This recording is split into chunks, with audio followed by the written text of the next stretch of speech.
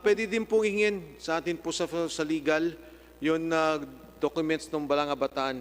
Again, soft copy, we don't need the hard copy for the guidance of this committee. So now we proceed. Mr. Chair, last na lang before. I will yield, kasi kanina kinain yung oras ko but it's okay. I will yield to the next interpellator, provided that I will again be given a chance on the second round. Thank you, Mr. Chair. Yes, Honorable Barbers, you will be first in the second round. We now proceed to Deputy Speaker Marcoleta. Deputy Speaker Marcoleta, you have 30 minutes. Go ahead. Those in plenary will have additional 10 minutes. So 30 minutes for the Honorable Marcoleta. Salamat po, Mr. Chair. You can allow me a little time to just air my frustrations based on what I have observed during the last hearings and on the basis of the answers being given by our resource persons. Marami pong paikot-ikot, some convoluted answers, prevarications. Alam po ninyo, kailangan mabilisan na lang ito Mr. Chair, I think the success, even the extent of our hearing here will depend entirely on how they will answer our questions. I'm very frustrated simply because not only confusing answers na paikot-ikot, yung iba pa they are outright lies. For example, itong Attorney Del Rosario, when I was asking him about the 100 million given to the Philippine National Red Cross, sasabihin niya sa akin, at dinig naman ninyo, he was not privy to the negotiations. Para bang hindi niya alam, may hawak akong dokumento that he is one among the 3 members of the panel. Ang kasama niya, Senior Vice President o Vice President Dr. Shirley Domingo, at saka yung certain Mr. Oscar Cabado, Vice President for Membership, and Attorney Del Rosario. Pagkatapos sasabihin niya sa atin, he was not privy to the negotiation between PHILHEALTH and PNRC. Sino hindi mapoprostrate dito? Para bang hindi niya alam, I have even the pictures na nandun siya. Kausap niya yung aking kumpare, Senator Gordon. Wala akong sinasabing masama tungkol sa PNRC. I'm only establishing the facts na nandun siya. Pero sasabihin niya sa atin, sa mukha natin, na magsisinungaling siyang ganon. Si Dr. Pargas naman, ikaw naman, tinanong ko lang kung magkano yung aking contributions. O after 2 days, kung hindi pa kita tinext, hindi mo ibibigay sa akin. How can you do this? Yung Manila doctors, nangako ka sa akin. Hanggang ngayon, nandito pa. Are we getting the right answers from you? Yung isa naman, tinanong kita tungkol sa expanded withholding tax. I cannot remember kung sino na dito. I guess kayo po na nandyan sa... You were telling us pure lies. Ang sabi mo, yung mga health care institutions are the ones paying the expanded withholding tax. Di ba? You were collecting 2% expanded withholding tax. Hindi totoo yun It was PhilHealth itself, because PhilHealth is the only withholding agent of the BIR. Hindi yung healthcare institutions. Okay? Magkano ang binayad ng PhilHealth? Sinabi na rin ng pagtatanong ni Congressman Barbers, 156.7 million. Kayo ang nagbayad. Pagkatapos, magsisinungaling kayo. Ano makukuha namin na mabuting sagot kung ganito ang gagawin ninyo? Ang sabi ni Dr. Atty. Del Rosario, isa lang ang departamento. Parang hindi niya alam, may dokumento ako, 4 ang departamento niya. May I start with you, Atty. Del Rosario, nandiyan ka ba? Yes, Mr. Chair. Can I comment on some points raised by the... You have no right. Tinatanong ko lang kung nandiyan ka pa. Thank you, sir. Magaling kang magpaikot And I warn you, kung ano lang tinatanong ko, yun ang sagutin mo. Huwag kang magpapaikot dito. I think, Mr. Chair, we should already advise them that right now, We're working on a complaint for plunder, malversation, and charges of administrative offenses and so many things. And the final form of this complaint will depend much entirely on the kind of answers that you will give us. Attorney Del Rosario, hindi ba ikaw ang Regional Vice President ng Region 1? Nung Yes, sir. 220 cases against hospitals and doctors were forwarded to your office. Yes or no? Yes, sir. I was once. Yes or the no? regional vice president. Yes, I was once regional vice president of PHILHEALTH, Region 1. In 2019, nung hindi na ikaw ang Senior Vice President, teka muna, you were asked to file 220 cases. Ilan ang pinail mo? I'm sorry, Mr. President. The ones filing the. I am cases asking is, you, out of the 220 cases endorsed to your office, how many cases did you file? The regional vice president is not the one filing cases, Mr. President. It's the legal office of the region that files. Attorney Del Rosario, I'm warning you, I have documents with me. Huwag mo akong paikutin. I don't care if you're the best lawyer in this country. Pero sa ngayon, sagutin mo lang ang tinatanong ko sa iyo. Because in 2019, nung hindi na ikaw ang Senior Vice President, ito ang lumitaw. Only 3 cases were filed versus St. Catherine Hospital. Totoo hindi. I don't have the data. As I've told you, Mr. President, the one filing the cases. What do you know? The... Palaging paikot-ikot eh. Ikaw ang binigyan ng SPA. Do you want me to show the document that you were given an SPA by then Interim President and CEO de la Serna to file appropriate criminal, civil, and administrative cases, for example, against several culprits. This is dated November 2, 2017. Hindi mo aaminin ito? Mr. President, Mr. Chair, that particular. I am asking you, do you know about this SPA? I've known that SPA only of late, Mr. President, Mr. Chairman. I've not seen that that particular document was forwarded directly to I the am asking you unit. if you know this because this is an SPA issued to you by Interim President CEO de la Serna, dated November 2, 2017. I have the During that documents with me. Yes, sir. I've already seen that document, but I cannot remember seeing that document in 2017, Your Stop. Honor, Mr. Chair. There was even an endorsement dated 13 September 2017 for the filing of criminal and administrative case against a certain Dr. Martin Corpus. You know this document, don't you? I've seen that document on. Do you know this document? I'm not asking you whether or not you saw the document. Yes, Your Honor. Paikot-ikot ka. Ito, Mr. Chair, ang problema sa taong ito eh. Despite all this, SPA endorsement, 220 cases endorsed to your office since you were acting Regional Vice President of Region 1. Wala kang ginawang pinail na kaso kahit isa. For example, it was also disclosed nung mawala ka na sa Region 1, 11 cases are missing. 10 cases versus Elguira General Hospital. 1 case against Dr. Macario Macaraeg. You deny this? I'm not aware of that, Mr. Oh, yan. President. Yan ka na naman. You remember, I have all the documents. I don't care if you remember or you don't remember. That's your problem.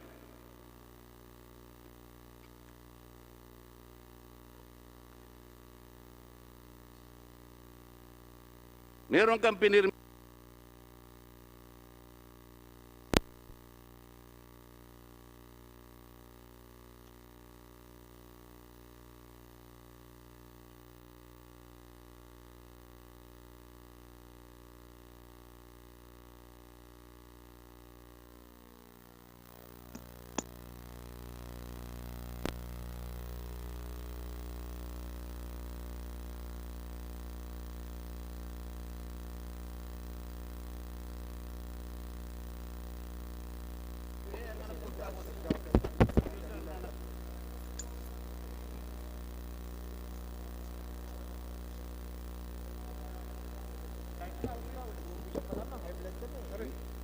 Ito yung natural ko pare, hindi ako na...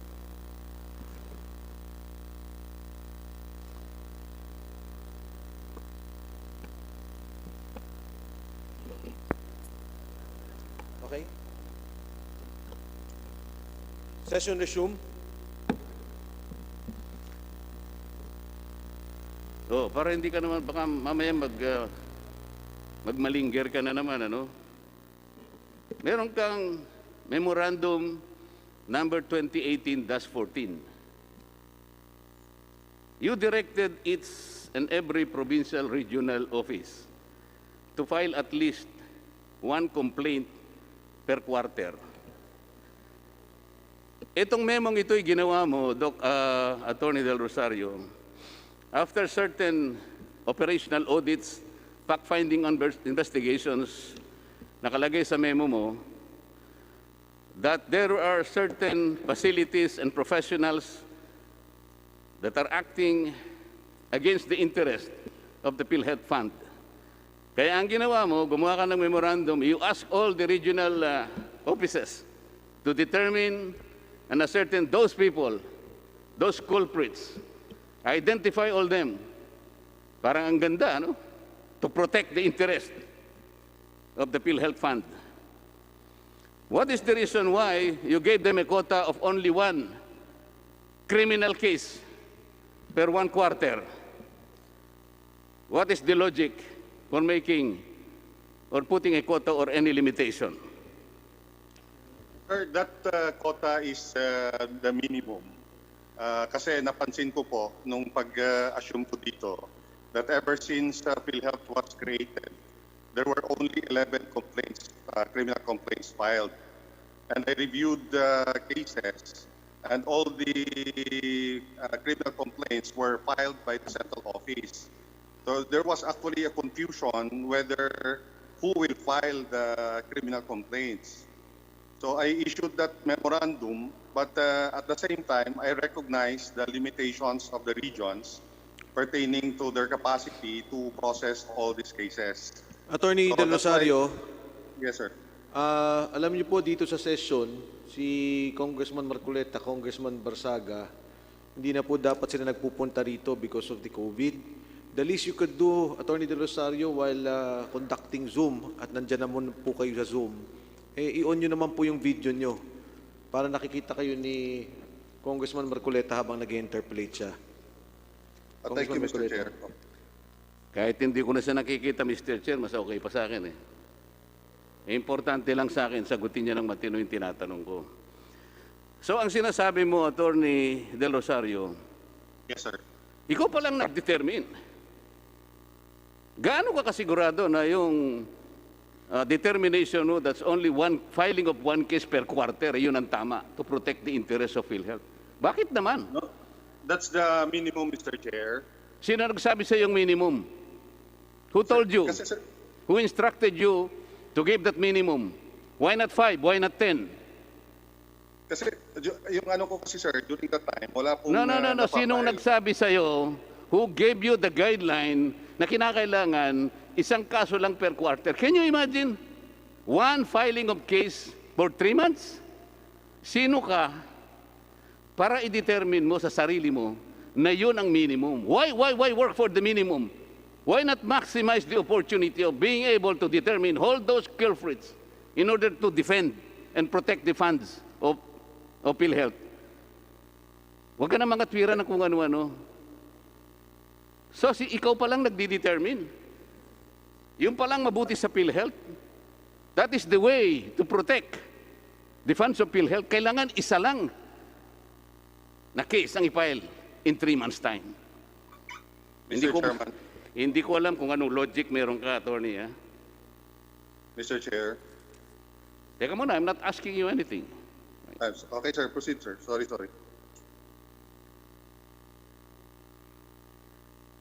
Doon sa PhilHealth Circular, dito makikita natin, Mr. Chair, siyang nagdi-determine. Ha? Wala kang sinabi na ang board ang nag-advise sa'yo. Not even the board, not even the EXICOM. Only one person, Mr. Chair, has the power to determine kung sino at ilan ang ipapile na case. Sus Maria Josep na buhay ito. Doon sa PhilHealth Circular 2020, balikan natin yan, 0007. Merong effectivity doon napansin ko lang kagabi nung nire-review ko to Do you know the effectivity of that particular circular, Attorney Del Rosario? If I remember it right, I think it's March 20 or 21, Your Honor, Mr. Chair. Narinig mo yung sagot, Mr. Chair? Why did you say it took effect on March 31?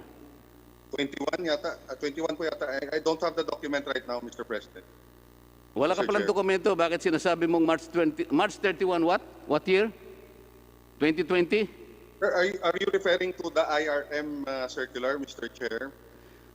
I am talking about PhilHealth Circular 2020. Ito yung IRM. COVID-19 Okay, ito. Kabisado mo ito Bakit mo sinabing March 31, 2020 ang effectivity? Why? Hindi, sir. Ang sabi ko, sir, ang alam ko March 20 or March 21. Ang sinasabi ko sa iyo, merong effectivity itong circular na to. Ang tanong ko sa iyo, do you know when did this PhilHealth circular take effect? I think nakalagay po dyan, effective immediately, Your Honor. So hindi mo kabisado? I'm You not tell sure me, about I will the help date. you. Hindi mo kabisado?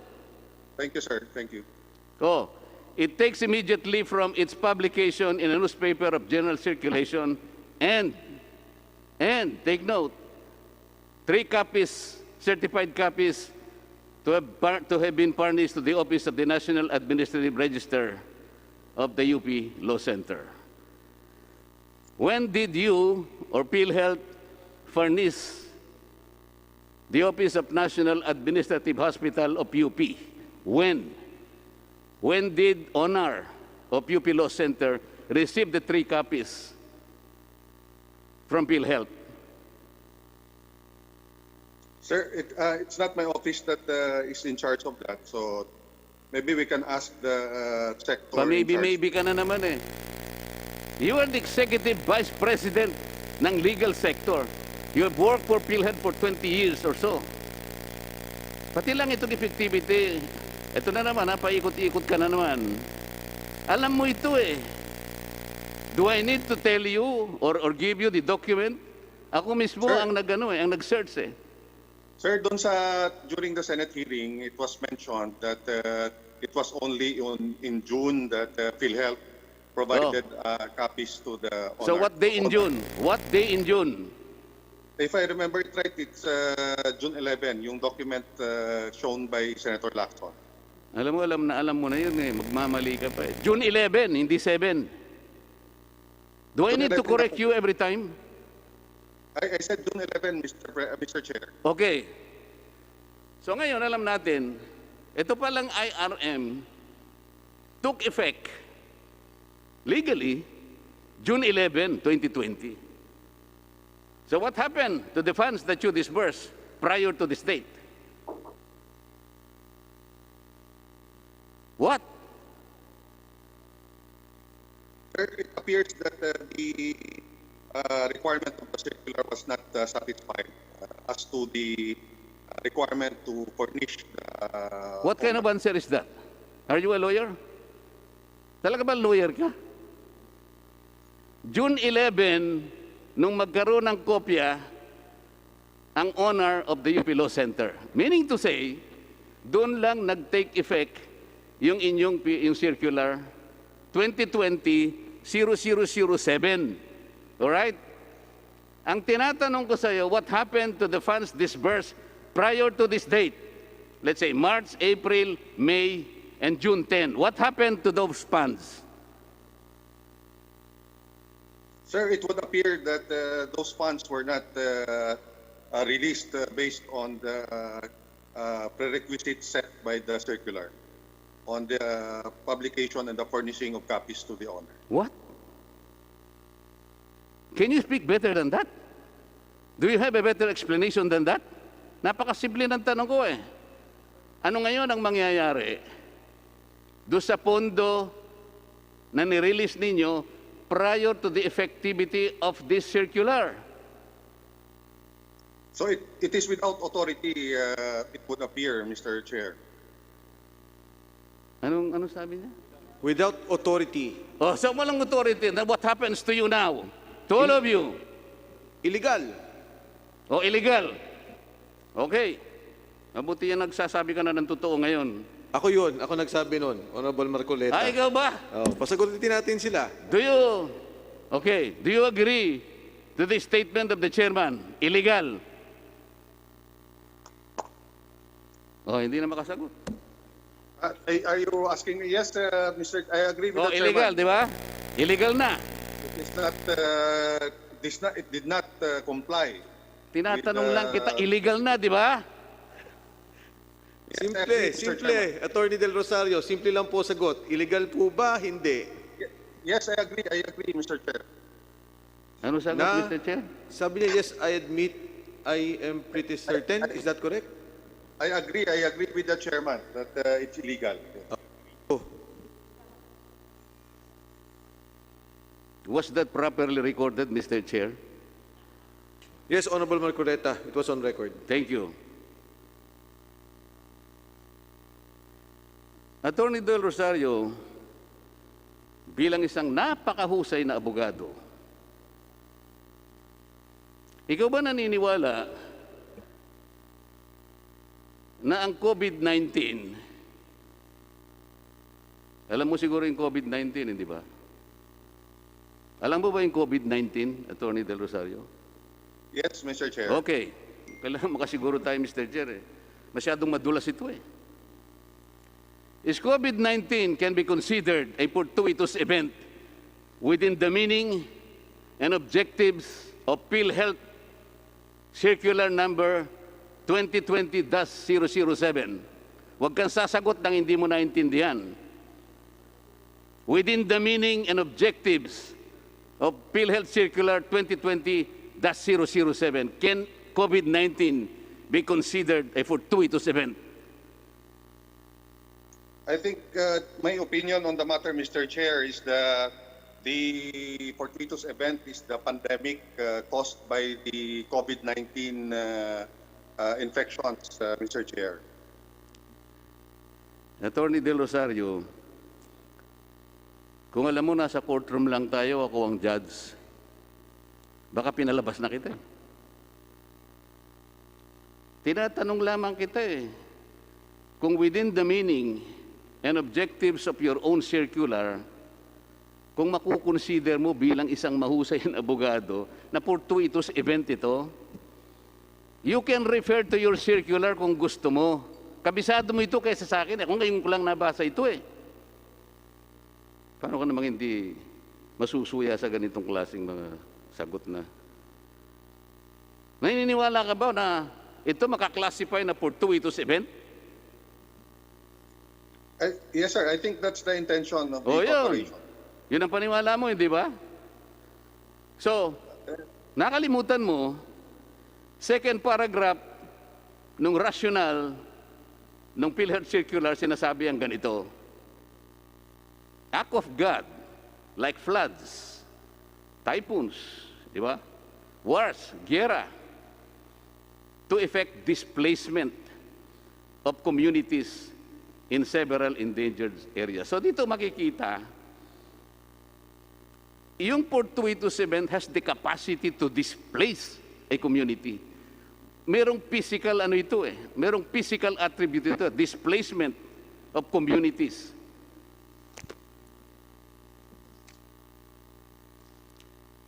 Under objectives, nakalagay, to provide aid to healthcare institutions in rebuilding their critically damaged healthcare systems. Physical ang pinag-uusapan dito eh. Pagkatapos, hiningam ka pa ng description or photo of the effects of fortuitous event. Nakikita mo ba yung COVID-19? Attorney Del Rosario? Do you see the enemy? No, sir. Only Oh, the eh, effects. kinakailangan ng photo rito eh. Paano mo lilitratuan si COVID-19? Hindi mo nga nakikita eh. Pagkatapos, nandun pa, explicitly mention if majority of the claims under the HCI's custody were totally destroyed. Anong ibig sabihin nito? These are collection of words and phrases that denote that something was damaged, physically damaged. Kaya nga kailangan yung IRM eh. Kaya kanina tinatanong kita kung klasifikado nga na fortuitous event. Yes sir lang ng yes sir, pero hindi mo naintindihan ang sarili mong circular.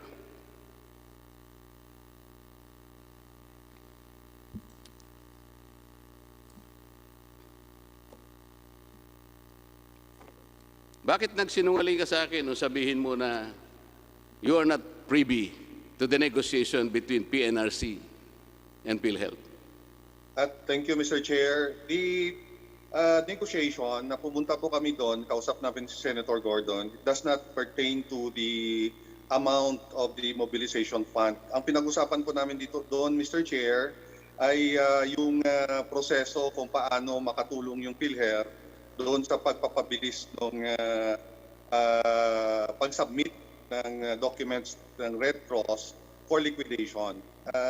Hindi po yung usapan po doon tungkol sa tungkol sa amount ng mobilization fund. Thank you, Mr. Chair. Sa palagay mo ba, kapanipaniwala yung sagot mo sa akin? Hindi ba totoo na 3 kayo rito? Nasa akin ang dokumento, attorney. Yes, ngayon, sir. Nandun po kami, sir, Mr. Chairman. Kung pipilitin mo na magsinungaling ka pa, nasa sayo yun. Okay? Kaya nga sinasabi ko sa iyo kanina, the final form of this complaint for plunder, malversation, and so on and so forth will depend on the kind of answers that you will give this joint committee. Kasama mo si Legal Vice President Shirley Domingo and Mr. Cabado, the Vice President for Membership. Noong inegotiate ninyo, kayo ang panel. Pagkatapos, directly magsisinungaling ka sa amin. Yes, sir. We negotiated, but yun, sir, yung dinidiscuss namin yung proseso, hindi po yung amount po ng mobilization. The amount of mobilization, sir, po yun top level negotiation po yun. So, gaano katap yung level? Pumunta po kami doon, hindi naman si Senator Gordon po yung intention namin kausap, yun naman po mga staff, yung gagawa po ng mga forms. Tapos nakita lang po kami ni Senator Gordon, kaya po kami tinawag. So sige, hindi po yun yung negotiation. maglubid ka ng buhangin kung gusto mo. Pero ang sinasabi ko rito, yung 100 million is a clear deviation from the objectives and parameters set forth in your own PhilHealth circular. Because, ang sinasabi ko sa iyo, sa aminin mo't hindi, wala namang historical claims ang PNRC. So, kailangan explain mo sa amin, ano ang basis ng 100 million? Sapagkat akala ko ba, kasi dito lumilitaw, Mr. Chair, yung paggastos, yung pagwaldas ng pera ng PhilHealth, walang patumangga, walang protection. Kaya kapag tatanungin mo sila, ano bang basis nito? Anong guideline dito? Bakit ginamit ninyo yung COVID-19 circular pagkatapos wala namang claims dito? Wala namang i-rebuild, wala namang facilities na gagawin. But you earmark 100 million for PNRC. That's only the point. I wanted to establish kapag ang pinag-uusapan, paggasta, mabilis, walang patumangga. Mr. Chair, PhilHealth as one institution forgot one thing, na itong perang ito, hindi sa kanila. They keep the money in trust. They have that fiduciary responsibility to protect this trust. Alam mo, Attorney Del Rosario, yung pera mo, kung po-protectionan mo yun, okay lang, kasi pera mo yun eh. Pero ito, kung kinakailangan triplihin mo o sampuhin mo ang pangangalaga sa perang ito, that is the requirement of a fiduciary responsibility. Do you agree or not? We agree, Mr. President. Thank you. Mr. Chairman. Yun ang gusto naming standard sana eh. Hindi ganun eh. Hindi ganun. Mr. Chair, may I direct my questions to other panels? Sino po kaya ang pwedeng sumagot dito? I would think Dr. Pargas would have a hand on that, on the 100 million ceiling for Philippine National Red Cross. Yun po yung tanong ng Honorable Marcoleta. Sino nagrekomenda ng 100 million at bakit ibibigay? Dr. Pargas. Mr. Chair, Attorney Labe will respond on that po. Attorney Labe. Mr. Chair, good afternoon. I'm not privy to the 100 million, but I understand how they funded this project, Mr. Chair, because the expanded targeting testing was computed at 2% of the 13 million population in NCR at the time, Mr. Chair, and it's about, I think, 900 million. But as regards to the advance payment of the 100 million, I was not part of the, I'm not privy to that, Mr. Chair. Mr. Chair, yung word for the day ngayon is, or the phrase, I'm not privy. Nagbayad ba ng expanded withholding tax? Binawas niyo ba yun? Nung ibigay niyo yung 100 million sa PNRC? Oh, you are not privy. Okay. Attorney Dr. Pargas, on August 5, 2011, PhilHealth issued Circular Number 011-2011 to implement a case-based payment. Ito yung ACR, case rate, for 23 selected cases and surgical procedures. Is that correct?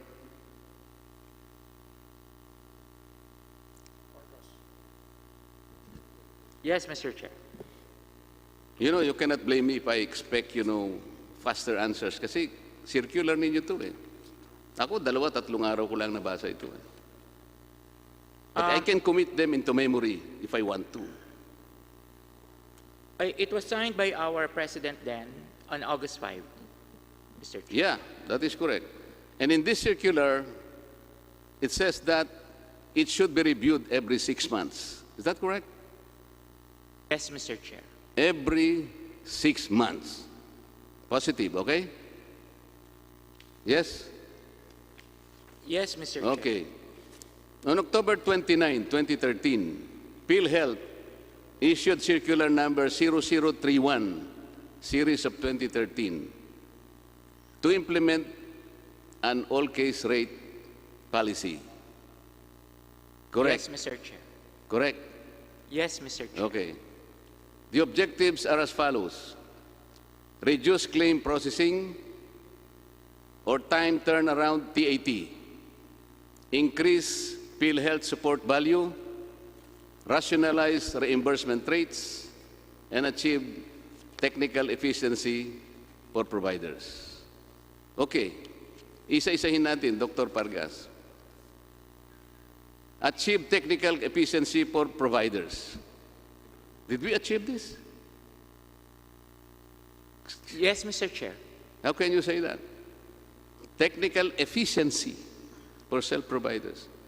Katakot-takot na audit observation memo. Inulang kayo ng napakaraming notice of disallowances concerning the payments to these hospitals and care capacity. Pagkatapos sasabihin mo,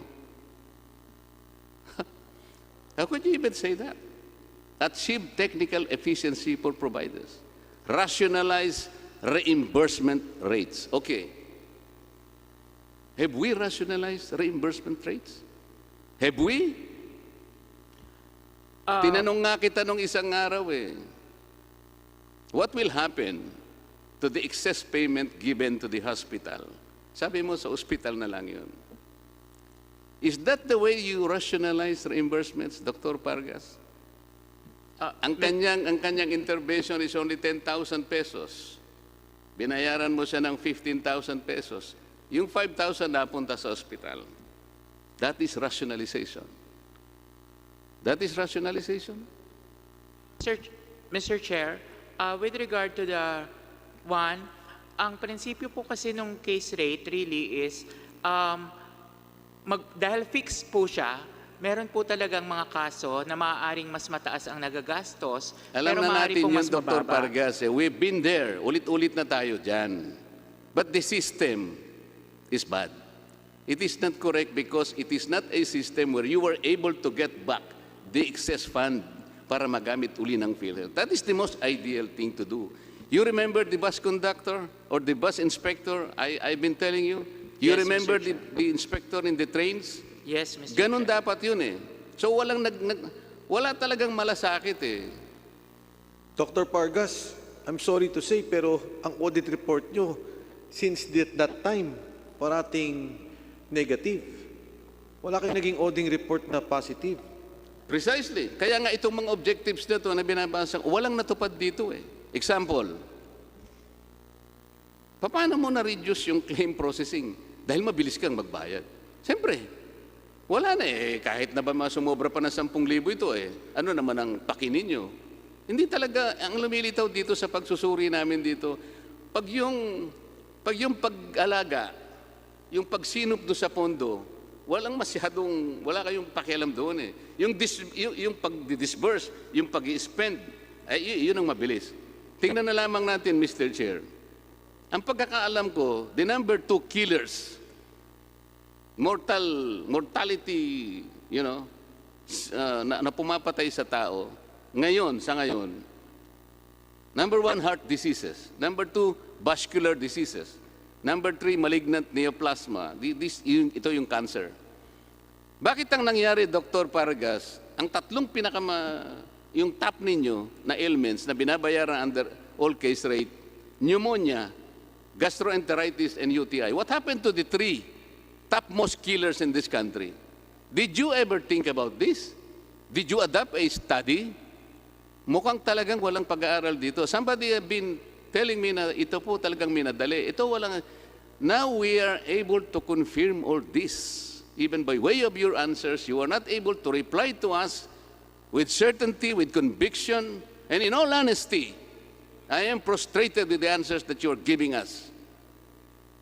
Ang gusto ko lang kaya ako nagpunta rito, Mr. Chair, I wanted to see that Attorney Del Rosario. I want to tell him in his face how frustrated I am in giving me all these answers, these silly answers.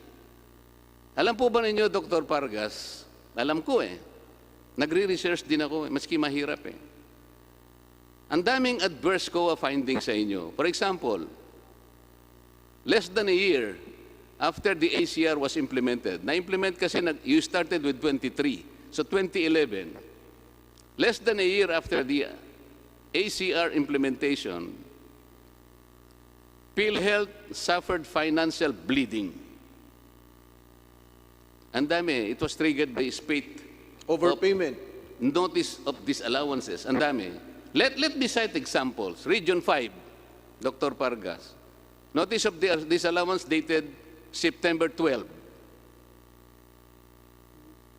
2,273,000, blah, blah, blah. Audit observation memo, PCH. PhilHealth is not protecting, ito yung observation mismo ang sakit nito PhilHealth is not protecting the interests of its members and instead benefiting the institutional healthcare providers. Baligtad eh. Ito yung observation ng, I'm not sure if Honorable Marcoleta, with apologies, can you wrap up?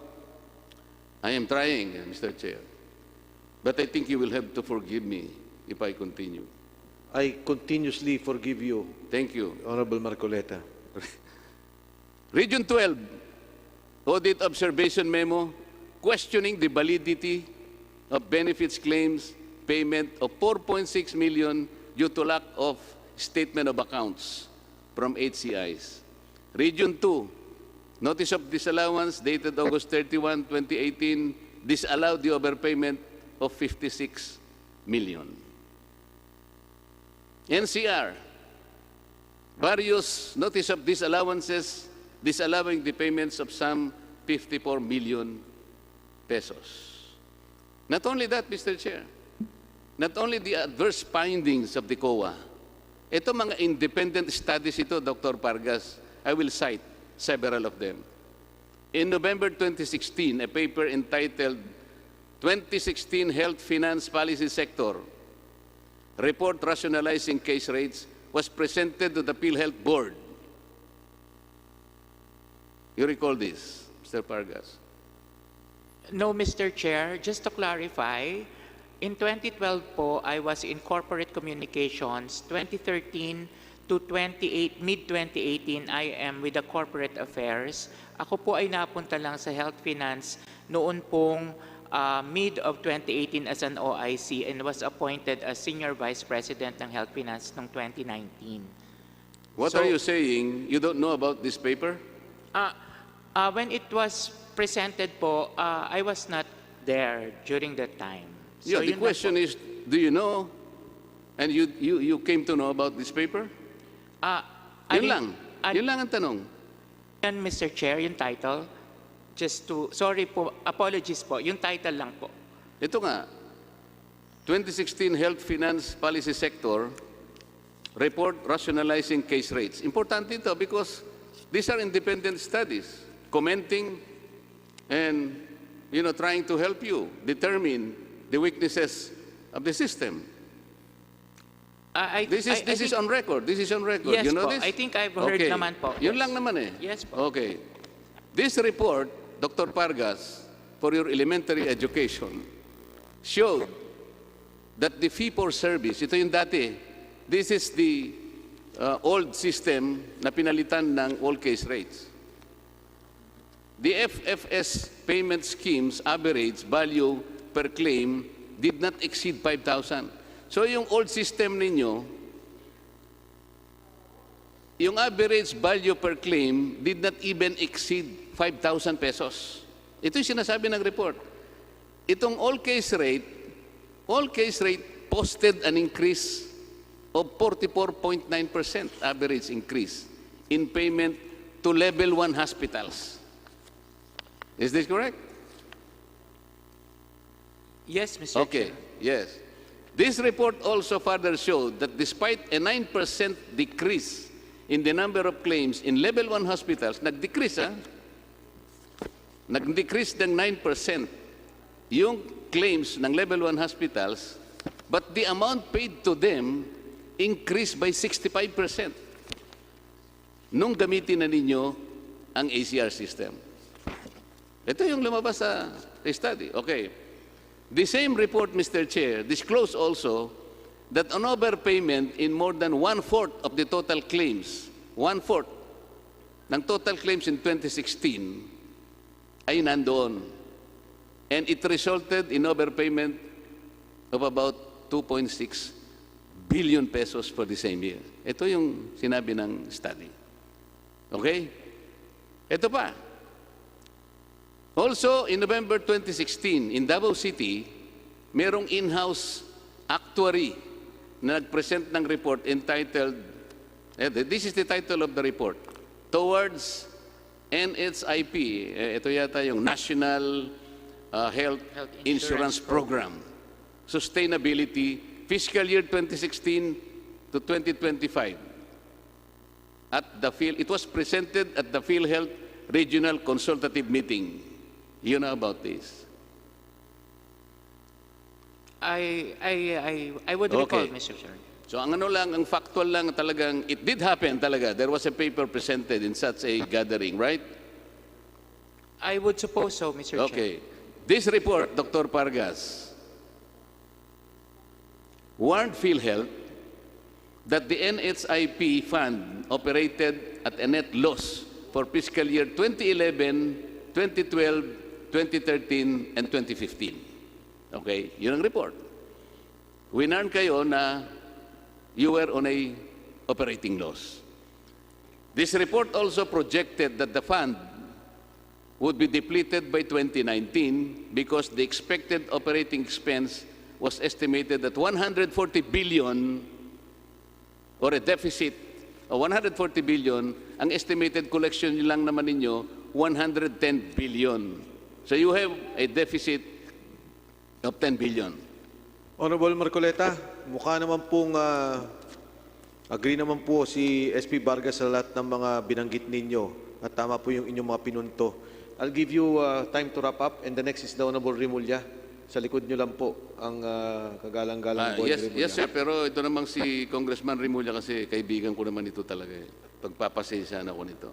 Isa na lang kasi pong Sige po, Honorable Marcoleta. Dr. Pargas, in 2018, mas importante itong mga independent studies na to eh.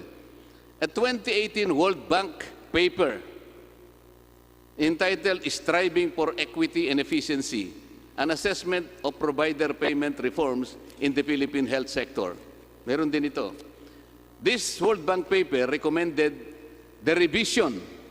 Tandaan po ninyo, kung wala po kayo nito, pero dapat naman meron kayo. This World Bank paper recommended the revision of the ACR payment mechanism, noting that case rates fix the amount that providers receive in advance and eliminate the option of uncontrolled balance billing in public and private hospitals. Ito yung dapat ninyong makita. It further noted that when PhilHealth switched to case rate payments, it failed to put in place a cost control mechanism. Ito yung pinakamabigat.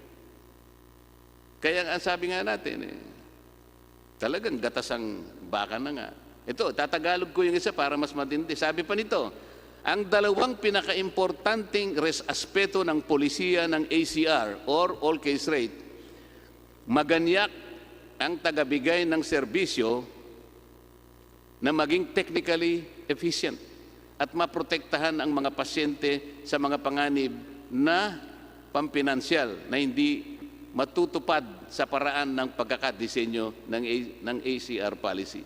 Ang konklusyon, mismong na-request na gawin para sa PhilHealth at DOH, at ang payo kay DOH ganito, the fundamental shortcoming in the way the case rate payment mechanism has been implemented is exactly the same as the PFFS. Ito yung nakaraan, with the ACR payment serving merely as a discount off the hospital service charge. Napakasakit po na ito. Pero ito, these are all, I'd say, mga guidelines na binigay sa inyo, pambukas isip sa inyo, pero balikan na kita, tuhuli na po ito sapagkat marami pa akong itatanong, pero second round na lang ako. The last hearing, Dr. Pargas, sabi mo sa akin, sa lahat ng nangyayaring ganito, the structural deficiency in the system of collecting the balances, kung meron man, sabi ko, pinag-aralan mo ba? Ang sabi mo sa akin, aaralin nyo pa lang. Paano nangyari yon? Yung inyong policy, dapat every 6 months inaaralan nyo. The independent studies, sinabi na sa inyo ang deficiency, even the World Bank. Pagkatapos sinabi mo sa akin noong nakarang araw, aaralin nyo pa lang. You started in 2011. 9 years later, sasabihin mo, Dr. Pargas, aaralin nyo pa lang. What will happen to the fund? What will happen to the fund? Mr. Chair, I will reserve my right for the second round. Thank you very much.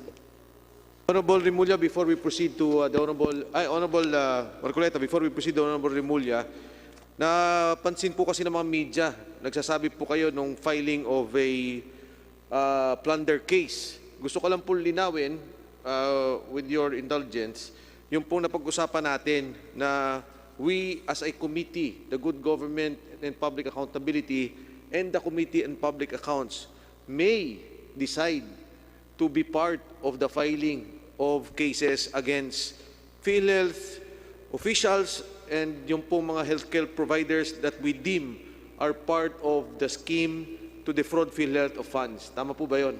That is correct, Mr. Chair. Thank you, Honorable Marcoleta. We now proceed to the Honorable Remulla.